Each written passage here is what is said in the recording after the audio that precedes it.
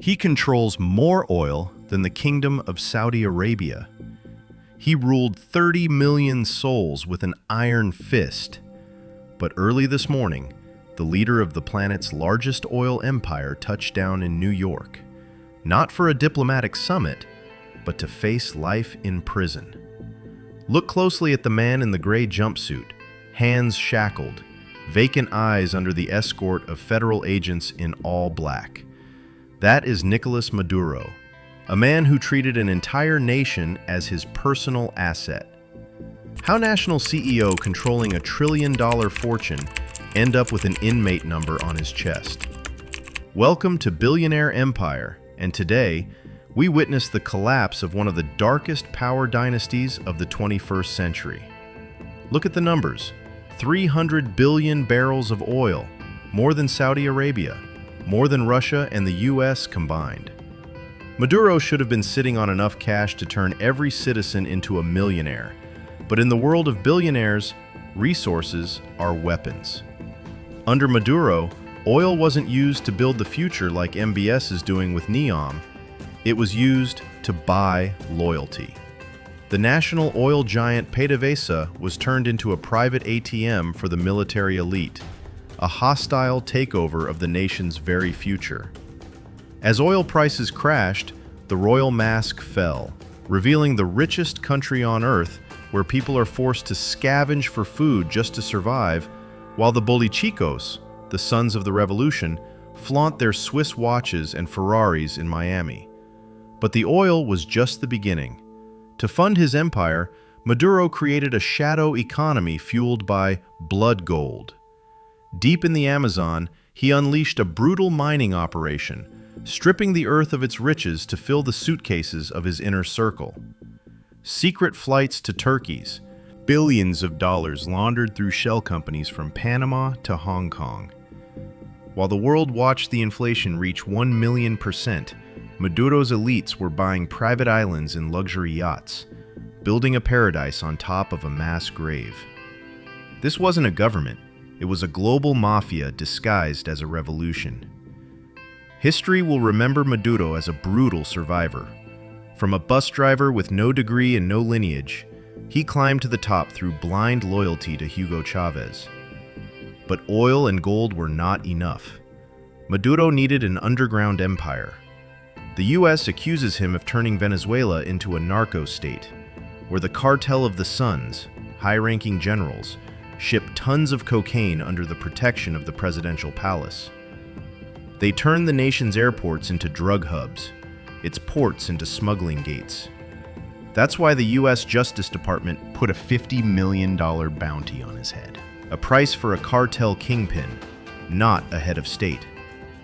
Maduro thought he was untouchable, shielded by Russian mercenaries and Chinese surveillance tech. But he forgot one thing: the US never stops hunting. Before dawn, January 3rd, 2026, Operation Absolute Resolve begins. This was the largest special operation in modern history. 150 fighter jets, including F-35s and B-2 Spirits, launched simultaneously from 20 bases across the Americas. Electronic warfare units jammed every radar in Venezuela, turning the nation's defense system blind in seconds. At 2 a.m., the sound of MH-60 Blackhawks ripped through the sky over Miraflores Palace. U.S. Special Forces, laser-focused and cold-blooded, breached the perimeter. Resistance from the Presidential Guard was crushed in an instant. They moved through the halls like shadows. Maduro and his wife, Cilia Flores, were neutralized right in their bedroom before they could even reach for a phone. The extraction was surgical. Within 150 minutes, the Oil King was in the air, leaving behind a crumbling palace and a shattered regime. 4:30 a.m., the fleet exited the airspace, and the man who held the fate of millions was now just a prisoner bound for New York. At Stewart Base, the image of Maduro stepping off the plane in shackles has shaken every throne on Earth. Delcy Rodriguez screams of a kidnapping. China condemns the hegemonic behavior. Russia calls it a dangerous precedent that threatens global peace. But in Washington, the mission is clear. Donald Trump has already begun preparing for a total power transition, declaring that the resources of Venezuela now belong back to its people. But let's look at the real motive. Delcy Rodriguez claims this was a raid to seize Venezuela's energy and minerals. Is she right? Is this about narco-terrorism, or is it the largest resource heist in history? Russia and China have invested billions in Maduro's debt, and now those investments are gone. The UN is in chaos. An emergency meeting of the Security Council is set for tomorrow. The world is on the brink of a new era of regime change, where international law is rewritten by whoever has the most F-15s in the sky. Maduro will face a Manhattan court, charged with weapons trafficking, drug smuggling, and money laundering. But his true sentence has already been passed by history. He turned the richest nation into a graveyard. He traded his people's food for loyalty, and today, he faces the ultimate judgment. The story of Maduro is an eternal warning.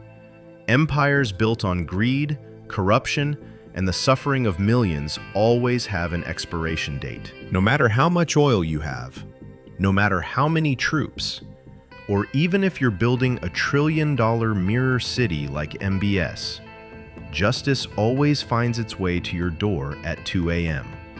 Maduro has lost everything. The empire has fallen. The bus driver's journey ends in a federal cell. But the real question is, who is watching this tonight and shaking with fear? Is it the billionaires in their desert palaces? Or the dictators hiding behind their golden walls?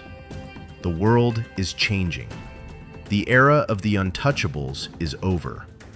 Subscribe to Billionaire Empire now to decode the world's most powerful regimes and their inevitable collapse. Leave your thoughts below. Is this the ultimate victory for justice, or the start of a new global colonialism? Let's debate in the comments. I am Billionaire Empire, and the mirrors are starting to crack.